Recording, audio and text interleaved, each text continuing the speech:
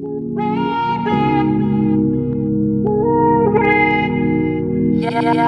Production.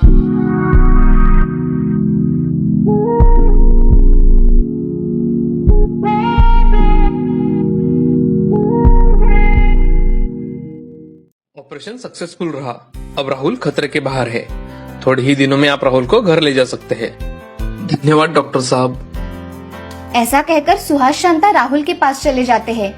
थोड़े ही दिनों में राहुल स्वस्थ होकर घर चला आता है। उन दिनों सुहास खेत में बहुत देर तक काम करने लगता है।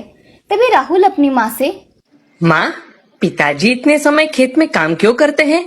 पहले तो इतने समय नहीं काम किया करते थे।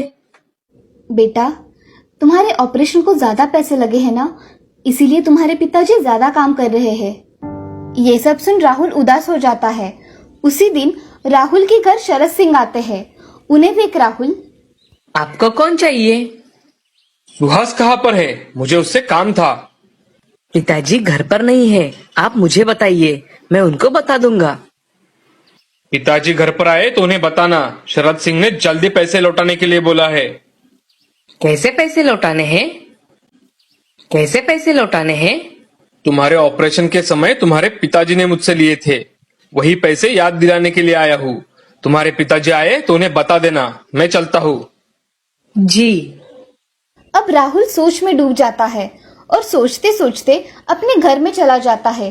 घर में जाते ही वो सारी बातें अपनी माँ को बता देता है और अपनी पढ़ाई करने बैठ जाता है। पढ़ाई होने के बाद राहुल दोस्तों के साथ खेलने ना जाकर खेत में अपने पिताजी के पास जाने के लिए निकलता है। तभी उसे रास्ते में एक साधु दिखाई देते हैं। राहुल साधु से, प्रणाम साधु बाबा। बेटे, मुझे बहुत भूख लगी है। क्या तुम मुझे कुछ खाने के लिए दे सकते हो? ठीक है साधु बाबा, मैं अभी आपके लिए कुछ लेकर आता हूँ। खेत पास में ही था, इसीलिए राहुल भागते हुए अपने खेत में गया और वहां से कुछ काजू के फल तोड़कर साधु बाबा के लिए लेकर आया। राहुल साधु बाबा से, बाबा ये हमारे खेत के काजू के फल है, आप खाकर देखिए। साधु बाबा वो फल खाकर तृप्त हो जाते हैं और राहुल से, बेटे, तुमने मेरी भूख मिटाई है, इसलिए मैं तुम्हें ये जादुई काजू का बीज देता हूँ। इसे अच्छी जगह लगाना और इसकी अच्छे से देखभाल करना। ये तुम्हारी सारी समस्या दूर कर देगा। तुम इसे जो चाहे वो मांग सकते हो। धन्यवाद साधु बाबा।